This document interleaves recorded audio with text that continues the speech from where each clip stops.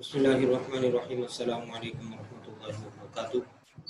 عزیز طلباء و طالبات، امید ہے آپ سب خیریت سے ہوں گے۔ اللہ تبارک و تعالی ہم سب کو، ہمارے اہل خانہ کو، ہمارے وطن عزیز پاکستان کو اپنے حفظ و امان میں رکھیں اور ہر قسم کے مشکل وقت سے، بیماری سے محفوظ فرمائیں۔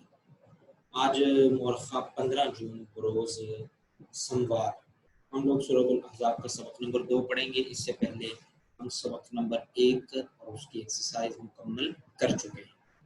امید ہے آپ لوگوں نے اس کو اچھے طریقے کے ساتھ یاد کر لیا ہوگا۔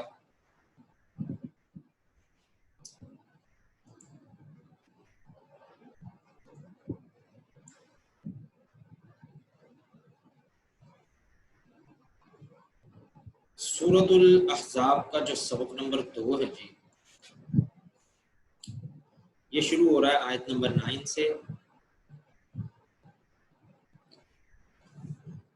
بسم اللہ الرحمن الرحیم۔ اللہ تعالیٰ ارشاد فرما رہے ہیں، یا ایہا الذین آمنوا اذکروا نعمت اللہ علیکم اذ جاءتکم جنود فارسلنا علیہم ریحا وجنودا لم تروها وکان اللہ بما تعملون بصیرا اذ جاءوکم من فوقکم ومن اسفل منکم واذ زاغت الابصار وبلغت القلوب الحناجر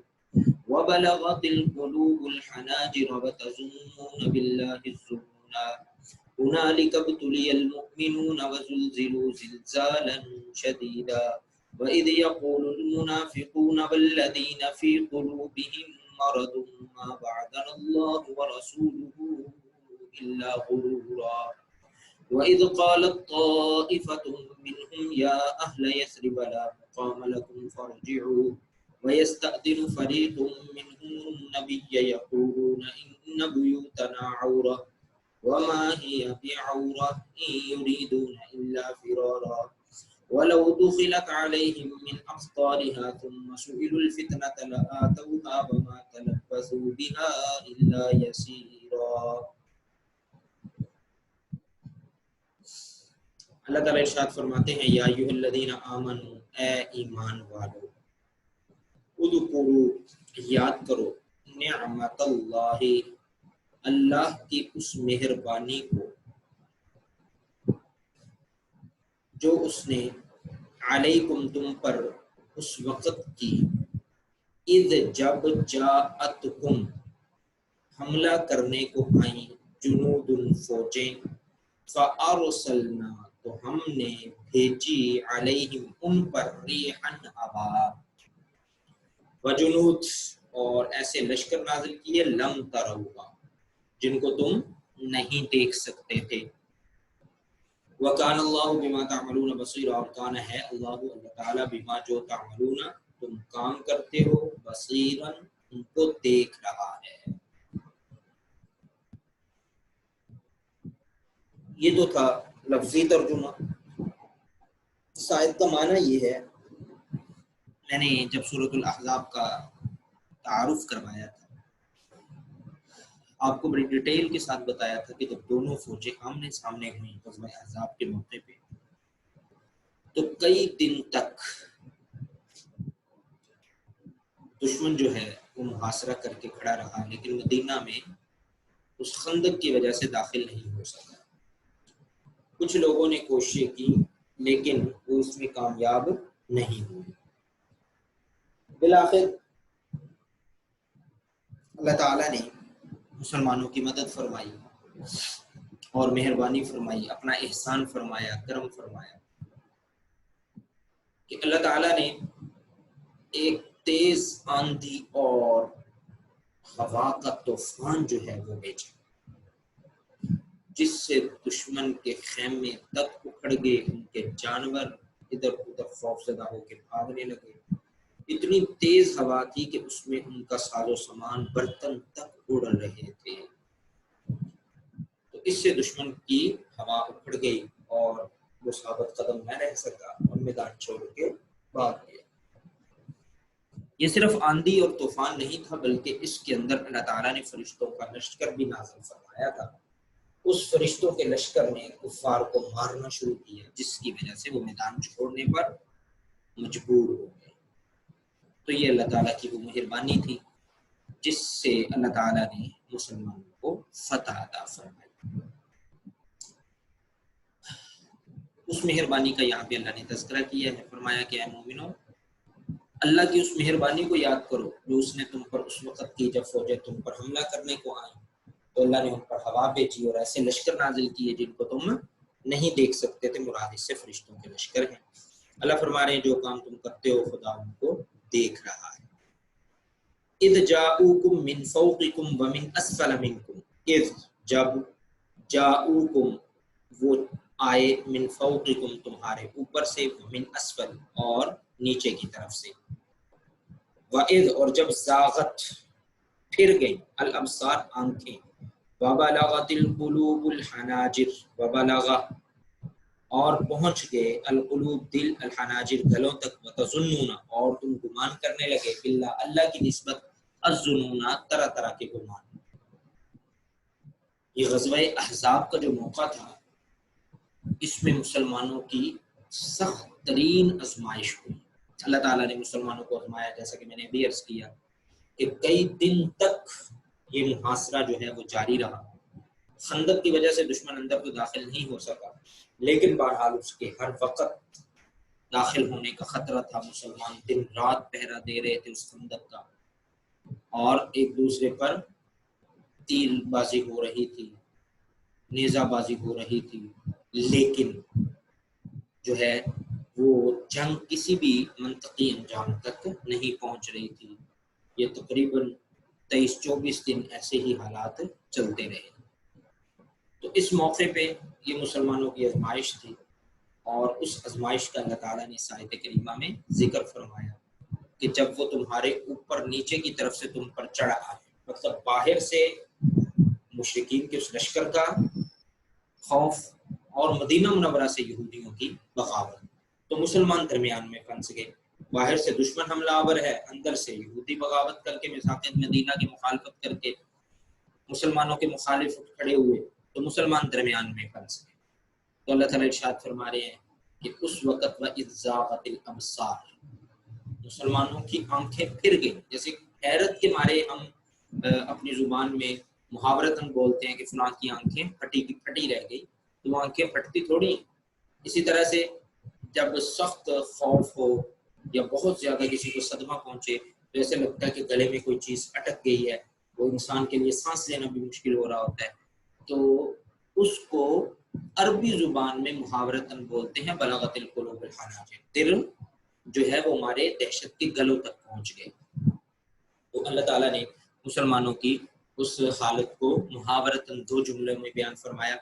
اس وقت مسلمانوں کی حالت یہ تھی کہ اذ زاغت الابصار ان کی آنکھیں پھر گئیں، وبلغت القلوب الحناجر اور دل جو تھے وہ مارے دہشت کے گلوں تک پہنچ گئے، وتظنون باللہ الظنون اور تم اللہ کی نسبت طرح طرح کے گمان کرنے لگے۔ مطلب مسلمان سوچ رہے تھے پتہ نہیں اس موقع پہ ہماری مدد ہوگی یا نہیں ہوگی، ہمیں فتح ملے گی یا نہیں ملے گی، یا اگر فتح ملے گی تو اس کی کیا صورت ہوگی، دشمن اندر داخل ہو پائے گا یا کہ نہیں ہو پائے گا، جنگ ہوگی نہیں ہوگی، لڑائی ہوگی نہیں۔ یہ مختلف گمان تھے جو اس وقت مسلمانوں کے دلوں میں اور ان کے ذہنوں میں آ رہے تھے۔ تو اللہ تعالیٰ نے اس کو ان الفاظ کے ساتھ تعبیر فرمایا وَتَظُنُّونَ بِاللَّهِ الظُّنُونَ تم اللہ کی نسبت طرح طرح کے گمان کرنے لگے۔ یہ ایسا موقع تھا کہ اس کے بارے میں اللہ تعالیٰ خود فرما رہے کہ ہنالکا وہاں ابتلیٰ آزمائے گے مؤمنون مسلمان، وزلزلوا زلزالا شدیدا زلزلوا ہلائے گے، زلزالا شدیدا کوئی تھوڑے بہت نہیں آزمائے گے بلکہ زلزالا شدیدا سخت طور پر ہلائے گے۔ ہمارے وہاں مومن آزمائے گے اور سخت طور پر ہلائے گے، لیکن بہرحال اللہ تعالیٰ کی مہربانی سے مسلمان ثابت قدم رہے، صبر کا دامن ہاتھ سے نہ چھوڑا، جس کی وجہ سے اللہ تعالیٰ نے مسلمانوں کو بالآخر اس لڑائی میں، اس جنگ میں، اس غزوہ میں فتح عطا فرمائی۔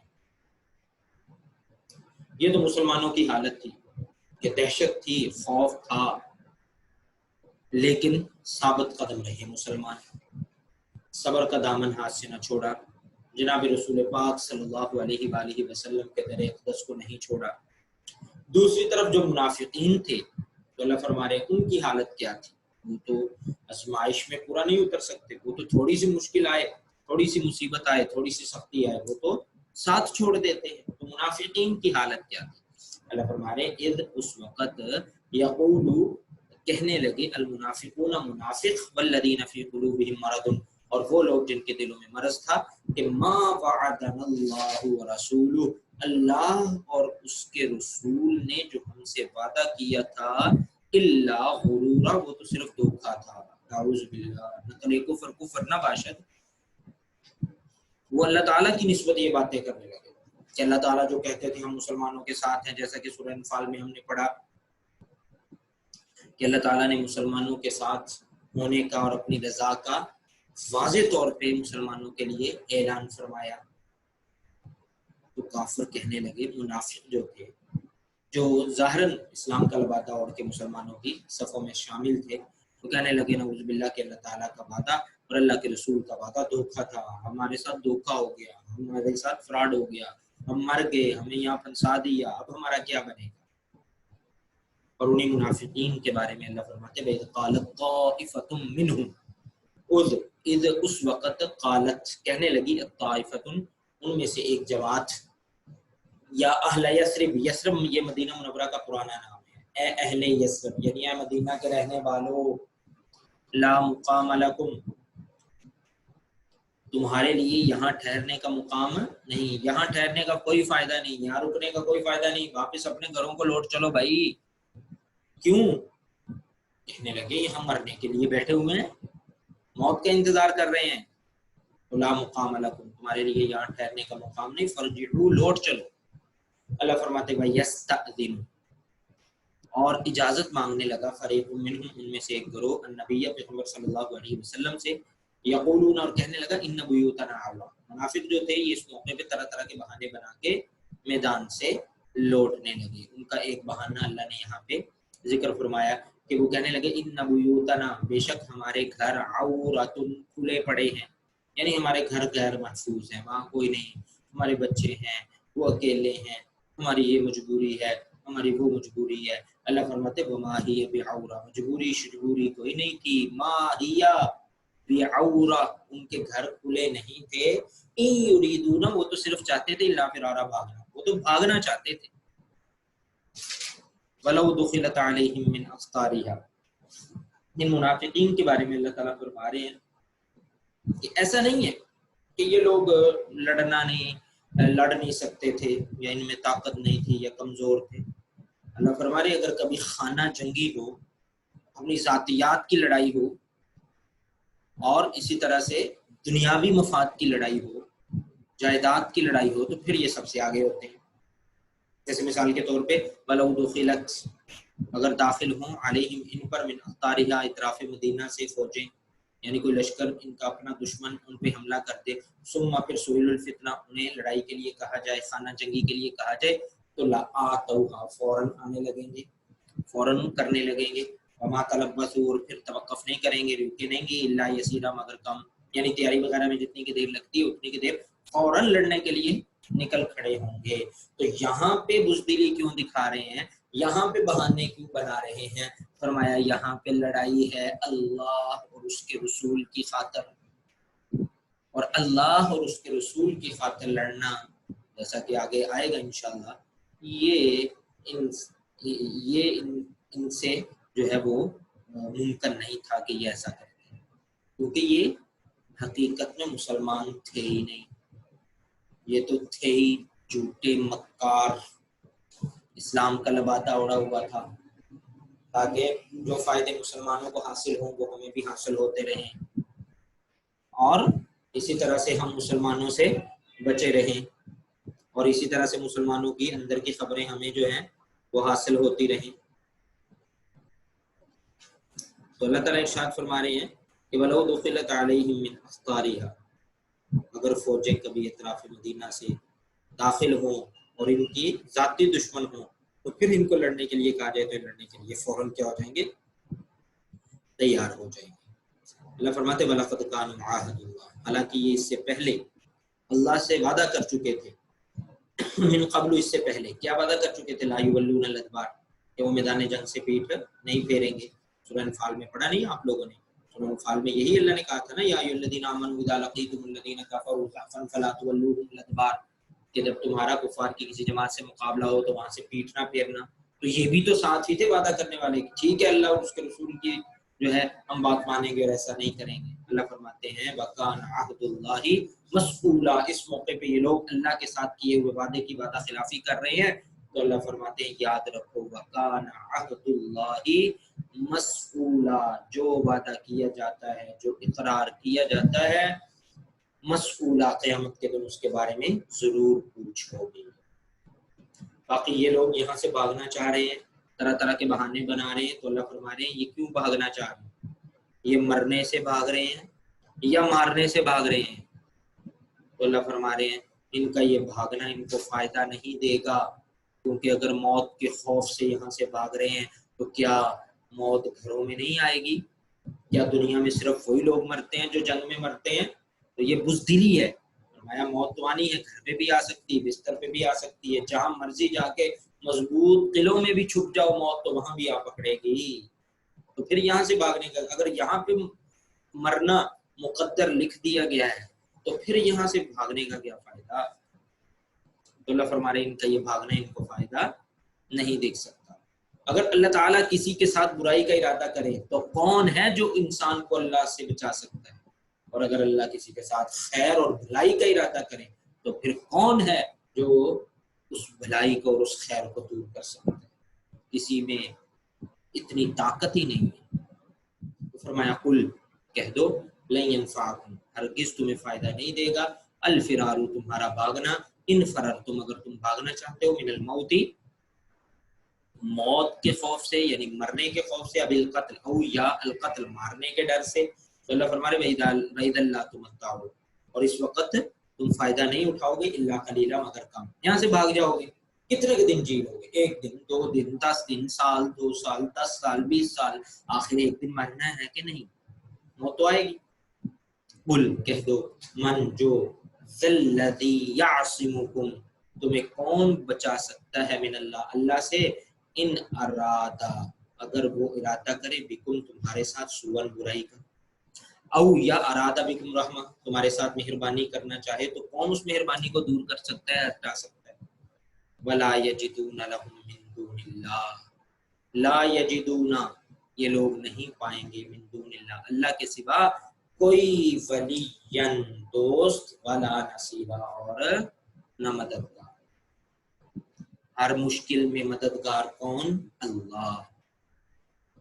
تو اس لیے اللہ فرما رہے ہیں پھر یہاں سے ان کا بھاگنا جو ہے وہ کسی کام کا نہیں.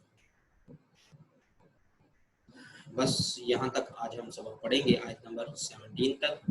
یہ ترجمہ میں نے لفظی ترجمہ اور اس کا معنی مفہوم آیات کا ذکر کر دیا ہے. اب میں جتنا سبق آج پڑھا اس کا بامحاورہ ترجمہ عرض کرتا ہوں، توجہ کے ساتھ سن لیجیے. فرمایا یا ایھا الذین آمنوا، ایمان والو، اذکروا نعمت اللہ، اللہ کی اس مہربانی کو یاد کرو جو اس نے اس وقت تم پر کی، اذ جاءتکم جنود فارسلنا، جب لشکر تم پر حملہ کرنے کو آئے، فوجیں تم پر حملہ کرنے کو آئیں، تو فارسلنا علیہم ریحا، ہم نے ان پر ہوا بھیجی، وجنودا لم تروها، اور ایسے لشکر نازل کیے جن کو تم نہیں دیکھ سکتے. وکان اللہ بما تعملون بصیرا، اور جو کام تم کرتے ہو خدا ان کو دیکھ رہا ہے. اذ جاءوکم من فوقکم، جب وہ تمہارے اوپر سے اور نیچے کی طرف سے تم پر حملہ کرنے کو آئے، تم پر چڑھ آئے. وَإِذْ زَاغَتِ الْأَبْصَارُ، جب آنکھیں پھر گئیں. وَبَلَغَتِ الْقُلُوبُ الْحَنَاجِرَ، اور دل جو تھے وہ مارے دہشت کے گلوں تک پہنچ گئے. وَتَظُنُّونَ بِاللَّهِ الظُّنُونَ، اور تم اللہ کی نسبت طرح طرح کے گمان کرنے لگے. هُنَالِكَ ابْتُلِيَ الْمُؤْمِنُونَ، اللہ فرماتے وہاں مومن آزمائے گئے. وَزُلْزِلُوا زِلْزَالًا شَدِيدًا، اور سخت طور پر ہلائے گئے. وَإِذْ يَقُولُ الْمُنَافِقُونَ، اور اس وقت منافق اور وہ لوگ جن کے دلوں میں مرض تھا وہ کہنے لگے، مَا وَعَدَنَا اللَّهُ وَرَسُولُهُ إِلَّا غُرُورًا، اللہ اور اس کے رسول نے ہم سے دھوکے کا وعدہ کیا تھا. اللہ فرماتے وَإِذْ قَالَتْ طَائِفَةٌ مِّنْهُمْ، اس وقت ان میں سے ایک جماعت کہتی تھی، یا اہل یثرب، اے اہل مدینہ، لا مقام لکم فارجعوا، تمہارے لیے یہاں ٹھہرنے کا مقام نہیں تو واپس لوٹ چلو.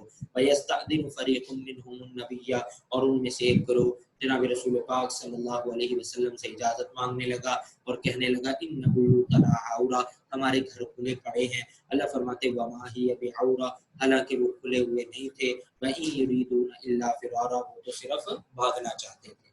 وَلَوْ دُخِلَتْ عَلَيْهِم مِّنْ أَقْطَارِهَا، اللہ فرماتے ہیں اگر کبھی فوجیں اطراف مدینہ سے ان پر داخل ہوں اور پھر ان سے خانہ جنگی کے لیے کہا جائے تو یہ فوراً کرنے کے لیے تیار ہو جائیں گے. حالانکہ یہ اس سے پہلے اللہ سے وعدہ کر چکے تھے کہ پیٹھ میدان جنگ سے نہیں پھیریں گے. اور اللہ فرماتے جو اللہ سے وعدہ کیا جاتا ہے اس کے بارے میں ضرور پوچھا جائے گا.